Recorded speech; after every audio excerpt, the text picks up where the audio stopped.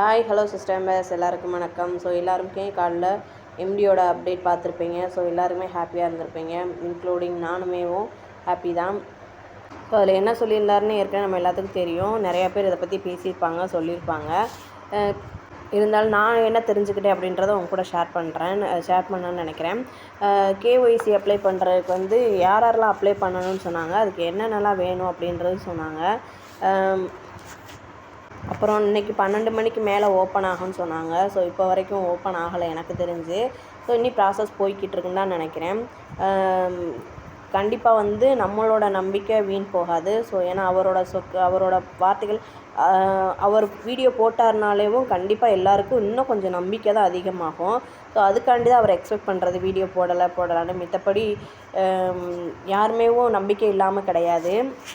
So இன்றைக்கி வீடியோவில் sir என்ன சொல்லியிருந்தாங்கன்னு பார்த்தீங்கன்னா, gold, diamond, silver members, brown members மட்டும் இந்த டீட்டெயில் கேஒய்சி அப்டேட் பண்ணால் போதும் அப்படின்னு சொல்லியிருந்தாரு.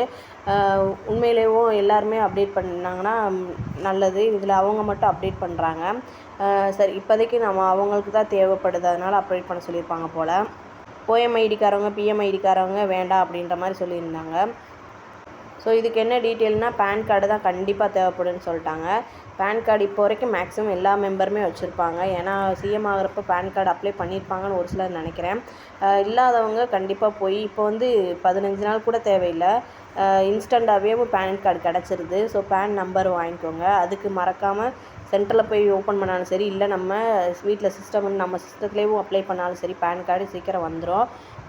என்ன ஒரு 100 to 150 செலவாகும். சீக்கிரம் எடுத்துருங்க. எடுக்காதவங்க, பேன் கார்டு அப்ளை பண்ண போகிறவங்க சென்டருக்கு போனீங்கன்னா கண்டிப்பாக ஆதார் கார்டு எடுத்துகிட்டு போங்க. ஃபோன் நம்பர் கரெக்டாக வச்சுக்கோங்க, ஆதார் கார்டு லிங்க் பண்ணி. ஏன்னா அதில் தான் ஓடிபி நம்பர் இதெல்லாம் வரும். அப்புறம் நம்ம கேஒய்சி அப்ளை பண்ணுறதுக்கு என்ன வேணும் அப்படின்னு பார்த்தீங்கன்னா, பேன் கார்டு தான் கண்டிப்பாக தேவைப்படுது. அதில் எப்பயும் போல் நம்ம ஓப்பன் பண்ணால் சார் சொன்னார், யூசர் நேம் வரும், நேம் வரும், அப்புறம் ஃபோன் நம்பரை கொடுத்தோம்னா அதில் ஒரு ஓடிபி வரும் அப்படின்னு சொன்னார். ஓடிபி அப்ளை பண்ணிட்டு மறக்காமல் பேன் நம்பரை அதில் இருக்க மாதிரியே பேன் கார்டில் எப்படி இருக்கோ அதே மாதிரி அப்ளை பண்ணுங்கள் அப்படின்னு சொல்லியிருந்தார். அப்புறம் அதில் இருக்க இமேஜஸையும், பேன் கார்டு இமேஜஸையும் அப்லோட் பண்ண சொல்லியிருந்தார். பேன் கார்டு இமேஜஸ் அப்ளை பண்ணுறது நேரடியாக அப்லோட் பண்ணோம்னா ஒரு மாதிரி டிலே ஆகும் அப்படின்ற மாதிரி சொன்னார்.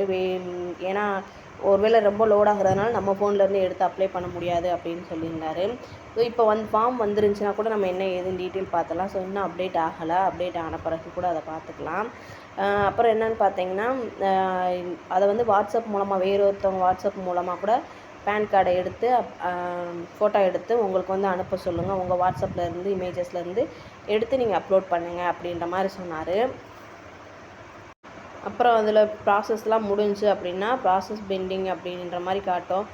அதுக்கப்புறம் ஃபினிஷ் அப்படின்ற மாதிரி, சக்ஸஸ்ஃபுல் அப்படின்ற மாதிரி காட்டும் அப்படின்னு சொன்னார். கண்டிப்பாக எல்லாருமேவும் இதை அவர் சொன்னதை கிளியராக கேட்டிருப்பீங்கன்னு நினைக்கிறேன்.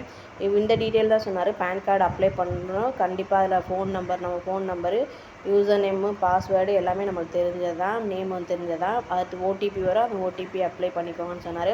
பேன் கார்டு இமேஜஸ் அப்லோட் பண்ணுங்கன்னு சொன்னார். இந்த ரெண்டுமே பேன் நம்பரு கேப்ஸில் தான், அதே மாதிரி அதில் என்ன கொடுத்துருக்காங்களோ அதே கார்டில் கொடுத்துருக்க நம்பரே அடிக்கணும்னு சொன்னார். இதுதான் முக்கியமான டீட்டெயில் அவர் சொன்னதுலேயும். கண்டிப்பாக அதை அப்ளை பண்ணிடலாம் அப்படின்னாரு. அப்புறம் இன்றைக்கி 12 மணிக்கு மேலே ஆக்டிவேட் ஆகும், ஓப்பன் ஆகும் அப்படின்ற மாதிரி சொன்னார் கேஒய்சி ஃபார்ம். இப்போ வரைக்கும் ஓப்பன் ஆகலை. ஸோ இனிமேல் ஓப்பன் ஆகிறதுக்கு வாய்ப்பு இருக்குது. ஏன்னா ஒருவேளை ப்ராசஸ்னால பெண்டிங்காக இருக்கா என்னன்னு தெரியல. பரவாயில்ல, பார்த்துக்கலாம். எவ்வளோ நாள் பொறுக்க மாட்டோமா.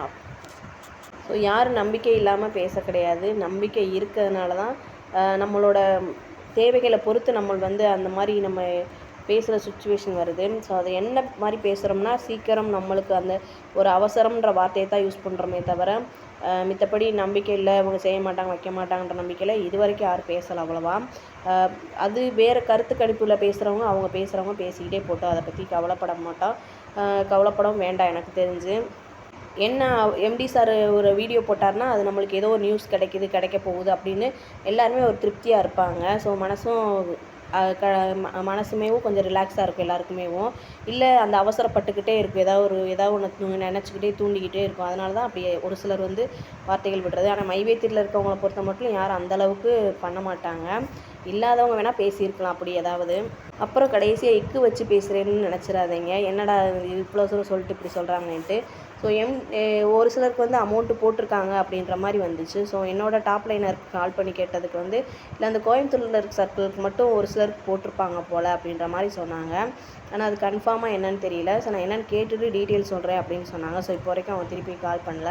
ஸோ அதனால் ஒன்றும் பிரச்சனை இல்லை. ஏன்னா நம்மள்ட்ட தான் சார் வந்து எம்டி சார் வந்து போட்டுட்டார், கேஒய்சி ஃபார்ம் அப்ளை பண்ணோன்னே போட்டுடலாம் அப்படின்ட்டுருக்காரு.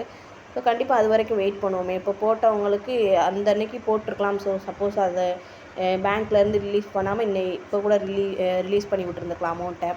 ஸோ அதனால் ஒன்றும் பிரச்சனை இல்லை. நம்ம கேஒய்சி ஃபார்ம் அப்டேட் பண்ணுவோம். பொறுமையாக எல்லாருமே ரிலாக்ஸாக பண்ணுங்கள், அவசரப்பட வேண்டாம். வந்த உடனே அப்டேட் பண்ணணும்னு அவசியம் இல்லை. எல்லா டீட்டெயிலும் கைக்கு வச்சுக்கிட்டு அதுக்கப்புறம் அப்டேட் பண்ணிக்கலாம். பண்ணோம்னா ஏன்னா அதில் ஒரு மிஸ்டேக் வந்துச்சு, மறுபடியும் அதுக்கும் நம்ம போய் அலைஞ்சிக்கிட்டு இருக்க முடியாது. அதனால் பண்ணோடனேவும் எப்படியும் நெக்ஸ்ட்டு இல்லாட்டி நெக்ஸ்ட் மந்த் வந்துரும்னு சொல்லியிருக்காங்க. ஏப்ரல் ஆர் மேல அமௌண்ட் வந்துரும்னு சொல்லியிருக்காங்க. ஸோ அது வரைக்கும் பொறுமையாக பண்ணுவோம். Anyway, thanks to all brothers and sisters. If you have any mistakes, forgive and forget me. Thanks to all.